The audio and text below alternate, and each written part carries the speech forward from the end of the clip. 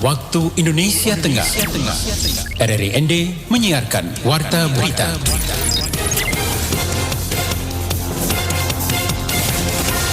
Selamat pagi pendengar RRI dimanapun Anda berada. Saat ini Anda mendengarkan Warta Berita Pagi edisi penyiaran di Rabu 8 Februari 2023 dengan Sari Berita. Pemerintah negeri Kew bersama seluruh guru penggerak di wilayah itu siap untuk menerima kunjungan para pejabat dari 3 kementerian ke wilayah mereka. Hingga awal Februari 2023, jumlah kasus DBD di Kabupaten Sika terus meningkat. Bersama saya Femi Sareora, inilah berita selengkapnya.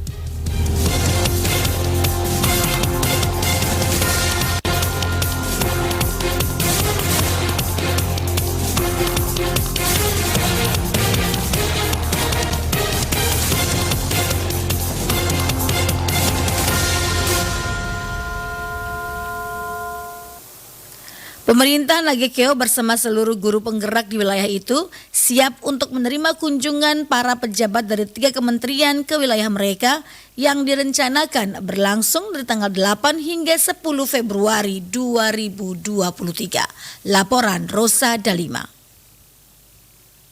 Kunjungan ini menjadi motivasi sekaligus merupakan penghargaan atas inisiatif para guru dalam mengembangkan pendidikan dasar di Kabupaten Nagekeo. Demikian disampaikan Bupati Nagekeo Yohanes Don Bosco Do ketika dikonfirmasi RRI terkait kesiapan Pemkab Nagekeo menerima kedatangan 3 kementerian, masing-masing Kementerian Pendidikan, Kebudayaan, Riset dan Teknologi, Kemendikbudristek, Kementerian Agama Kemenak, dan Kementerian Badan Perencanaan Pembangunan Nasional Bappenas. Dikatakan Bupati Don Bosco Do kedatangan mereka kali ini untuk mengecek pekerjaan inovasi yang selama ini membantu pemerintah daerah dalam implementasi kurikulum Merdeka melalui program inovasi. Awal mulanya inovasi hanya melatih beberapa orang guru penggerak, namun saat ini sudah berkembang dengan inisiatif para guru sendiri melalui KKG. Hal inilah kata Bupati Don Bosco Do menjadi daya tarik bagi 3 kementerian untuk turun mengecek dan mengevaluasi secara langsung atau very valid dan validasi di lapangan.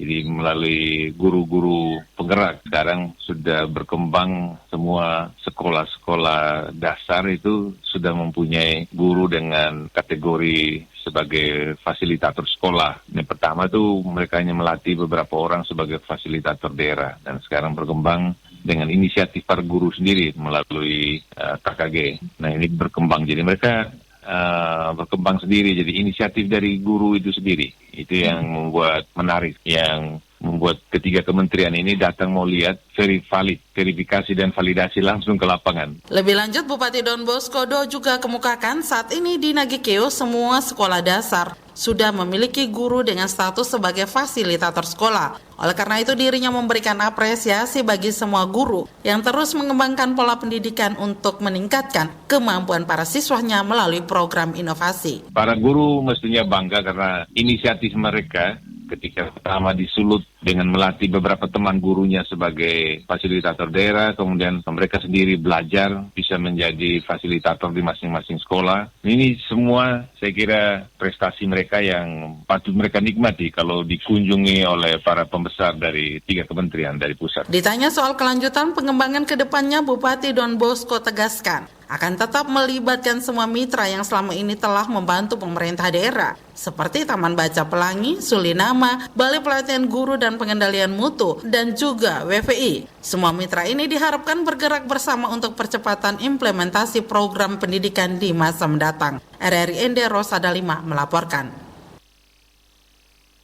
Hingga awal Februari 2023, jumlah kasus demam berdarah dengue DBD di Kabupaten Sika terus mengalami peningkatan. Selengkapnya Ferry Soo melaporkan. Dinas Kesehatan Kabupaten Sika kembali mencatat adanya peningkatan jumlah kasus demam berdarah dengki atau DBD selama 2023. Kepala Dinas Kesehatan Kabupaten Sika, Petrus Herlemus mengatakan hingga Kamis 2 Februari 2023, warga yang terjangkit DBD mencapai 120 orang.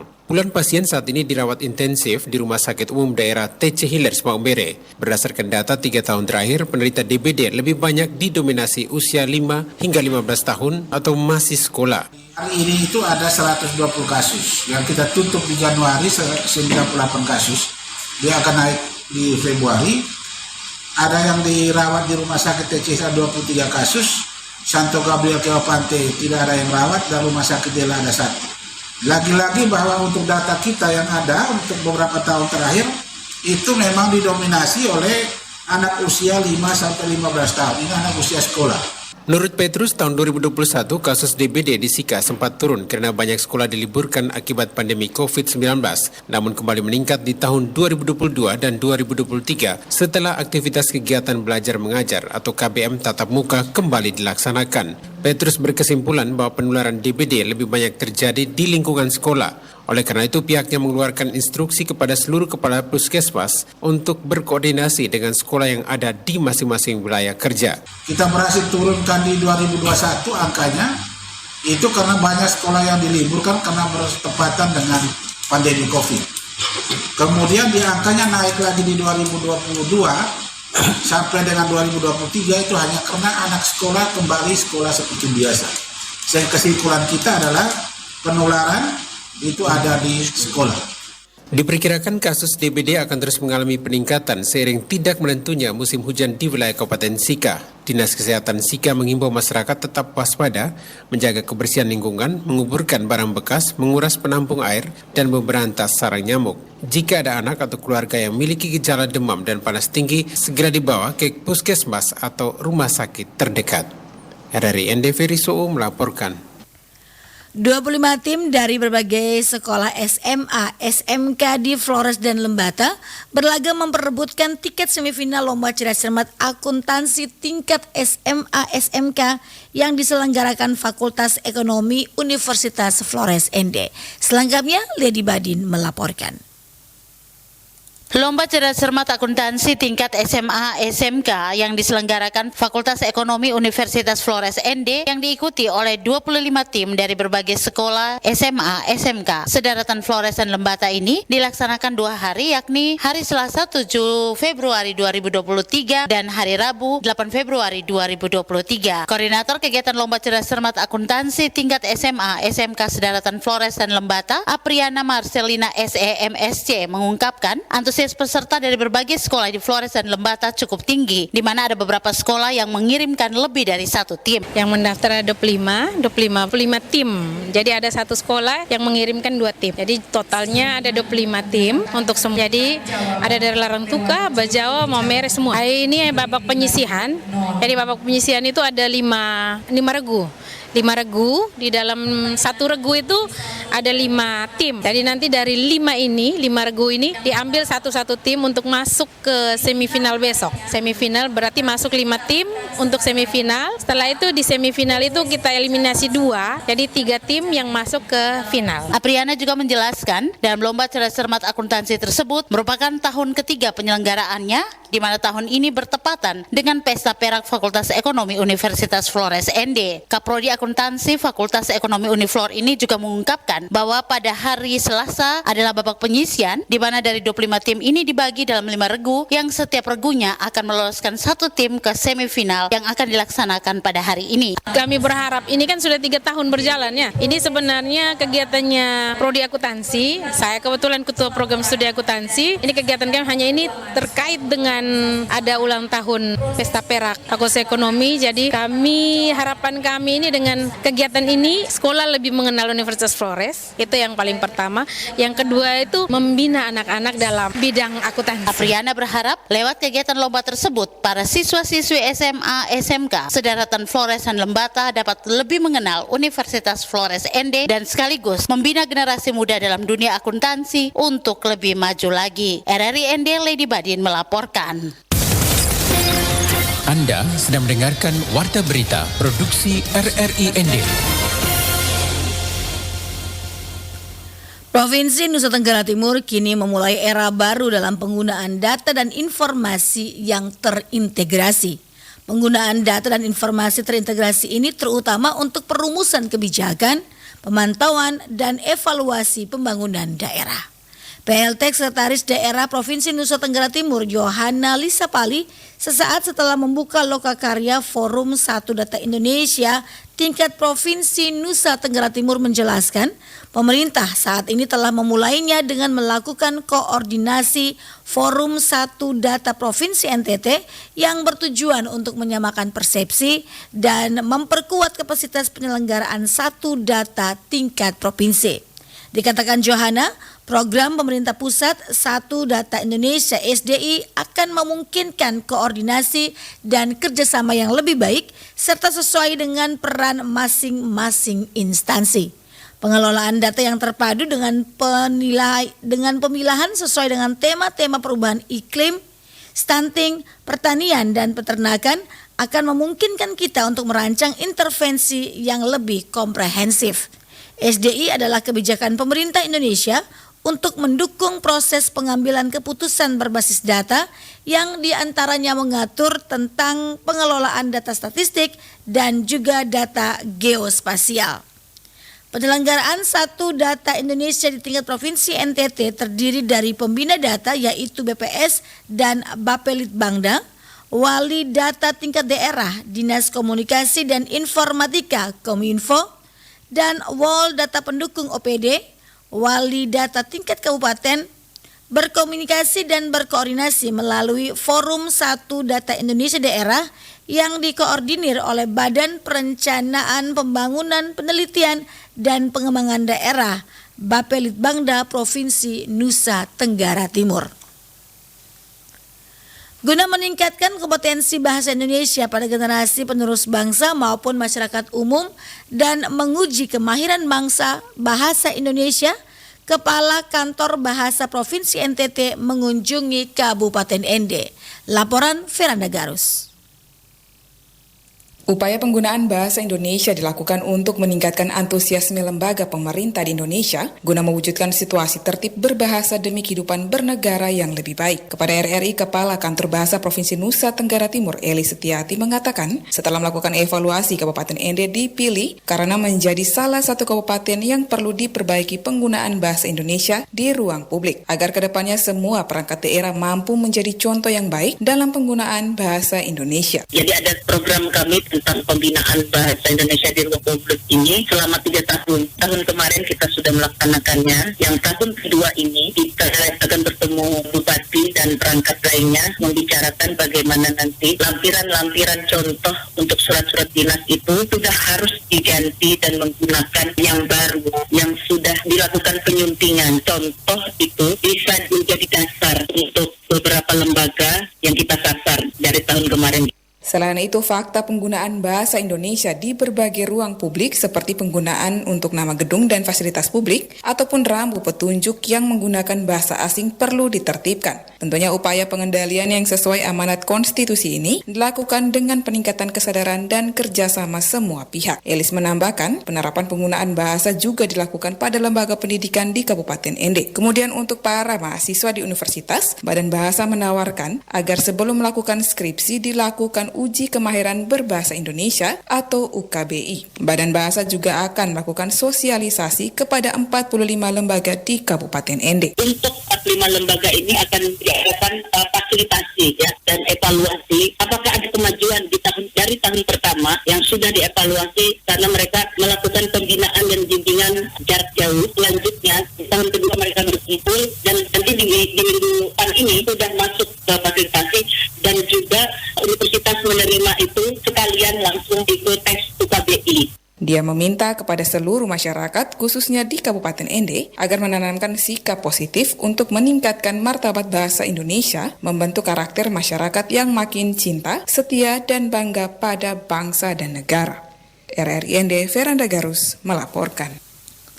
Bupati Sika Franciscus Roberto Diogo Esos MSI dalam rapat Forum Kerukunan Umat Beragama Kabupaten Sika menegaskan bahwa sebagai masyarakat Kabupaten Sika dengan aneka ragam suku, agama, budaya dan lain-lain harus saling menghormati dan menghargai antara satu dengan yang lainnya.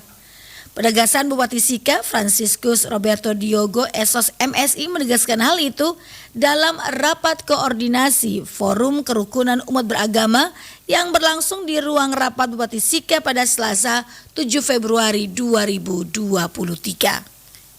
Selain menyampaikan hal-hal yang berkaitan dengan hidup berdampingan dalam keanekaragaman di Kabupaten Sika, Bupati Idong juga menjelaskan hal-hal yang berhubungan dengan situasi masyarakat berdasarkan penjelasan dari Presiden Republik Indonesia Bapak Jokowi dalam pertemuan bersama para kepala daerah se-Indonesia belum lama ini.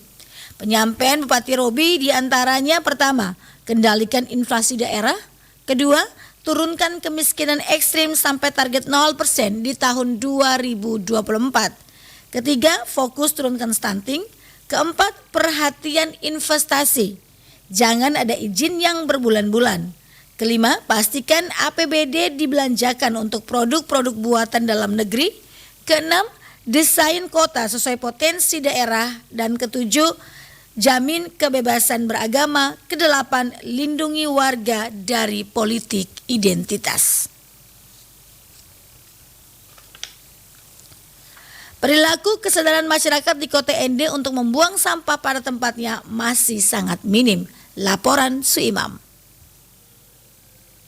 Ketua Anak Cinta Lingkungan Acil Kabupaten Ende, Umar Hamdan, kepada RRI Selasa 7 Februari 2023 menuturkan, meskipun pemerintah daerah telah memiliki personil tenaga kebersihan dari Dinas Lingkungan Hidup DLH yang bekerja setiap hari, persoalan sampah akan terus terjadi apabila kesadaran masyarakat dalam membuang sampah tidak pada tempatnya. Dijelaskan, mengatasi hal tersebut, pola pikir dan kemauan masyarakatlah yang harus diperbaiki agar menyadari pentingnya persoalan sampah dapat dijadikan sebagai peluang, bukan masalah lingkungan. Tingkat kesadaran masyarakat tentang pemilahan sampahnya saja itu masih sangat minim sekali. Kita harapkan adalah pemerintah juga edukasi ke kelompok-kelompok masyarakat mulai sampai dengan ke akar rumput tentang program pemilahan sampah pada tempatnya, mulai dari sumber timbulannya. Lanjut Umar Hamdan, untuk meningkatkan kesadaran masyarakat terhadap persoalan dimaksud, perlu adanya pemahaman dan sosialisasi sehingga masalah sampah bisa teratasi sejak dini. Tugas utama kita pemerintah Kabupaten Ende dan para pegiat sampah di Kabupaten Ende untuk bisa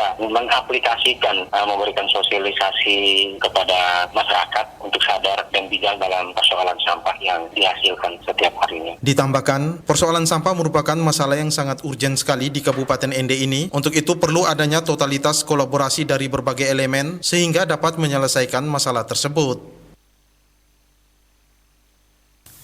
Masyarakat Desa Nida dan Desa Watunggere, Kecamatan Datu Keli melaksanakan kerja bakti membersihkan material longsor yang menutupi badan jalan pasca hujan deras 2 hari terakhir. Laporan Rofinus Sula.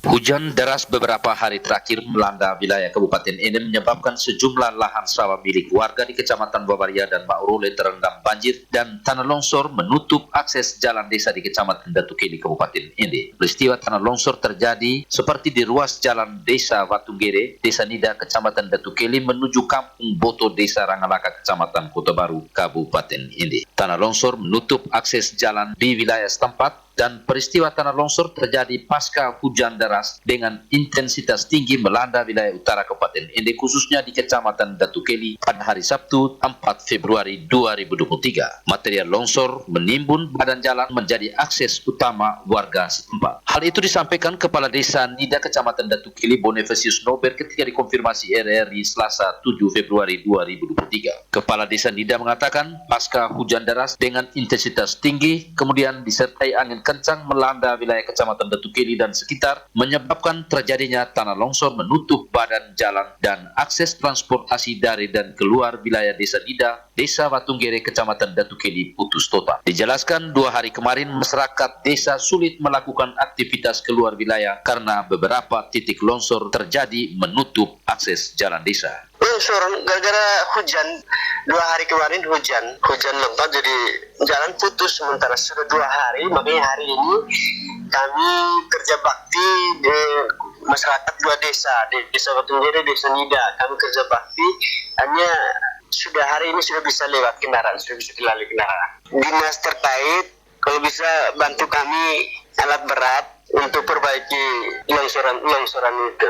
Berno mengatakan melihat kondisi yang terjadi bersama warga dari kedua desa setempat melaksanakan kerja bakti membersihkan material longsor yang menutup badan jalan dengan menggunakan alat seadanya. Bersama masyarakat bergotong royong membersihkan material longsor berupa tanah dan bebatuan yang menutup badan jalan dan sudah kembali normal. Selaku kepala desa sangat mengharapkan kepada pemerintah Kabupaten Ende melalui dinas teknis dapat mendatangkan alat berat untuk menggusur material longsor yang menutup badan jalan. Selain itu, ada beberapa titik longsor sangat rawan kecelakaan ketika ada kendaraan melintas. RRI Ende Rufinus Fula melaporkan. Sekian warta berita pagi hari ini. Mewakili kerabat kerja yang bertugas, saya Femi Saryaora. Selamat pagi.